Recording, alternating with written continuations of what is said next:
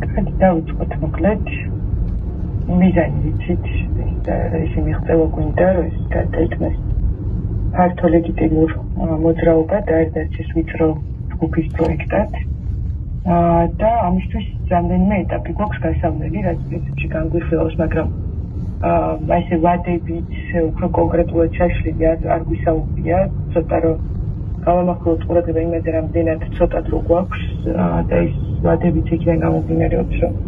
ავტორიტარული რეჟიმია, თვითონ მოქმედებენ ძალიან სწრაფად, ყოველდღიურად იცვლება ვითარება და ამ პროექტის წარმატებისთვის ერთ-ერთი მნიშვნელოვანი ფაქტორია სწრაფი,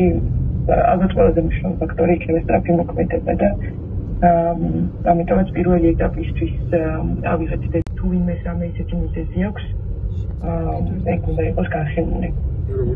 და ძირითადი ამოცანები ამ ეტაპზე, პირველ ეტაპზე, რაც პრინციპში დადგმული გვაქვს უკვე სოციქსელებში მარიამით ისაუბრებს და ვაკეთებს რა გუჯეთებია და მიმართულად მიდის, რომ ეს საინიციატივო ჯგუფი გაიზარდოს, მოხდეს სანდოობის ზრდა და საზოგადოებამ ეს აღიქვას როგორც მოქალაქეთა გაერთიანება ქვეყნის კრიზისიდან გამოსაყვანად, მოხდეს მიზნობრივი შერჩევა და ჩართვა ექსპერტების, პროფესიონალების, სამოქალაქო აქტივისტების, სტუდენტების, ბიზნესისა და კულტურის სფეროს წარმომადგენლების, ანუ ინდივიდუალურად უნდა ვისაუბროთ ამ ადამიანებს, ეგრეთ წოდებული ინფლუენსერებს, რომლებიც აზრის ლიდერები არიან თავიანთ წრეებში და ასევე რაღაცა საზოგადოებრივი დიალოგით დაიწყოს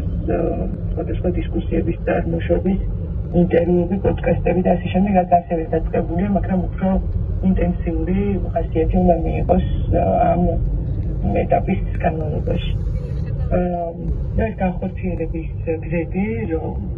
კამპანია კომუნიკაციის, რასაც დაწყებულია და უფრო უნდა გააქტიურდეს კიდე, სადაც ამ დისკუსიების გამოწვევას ვცდილობთ, წევრთა ისტორიებს ვაზიარებთ, მიზნობრივი პერსონალური მოწვევები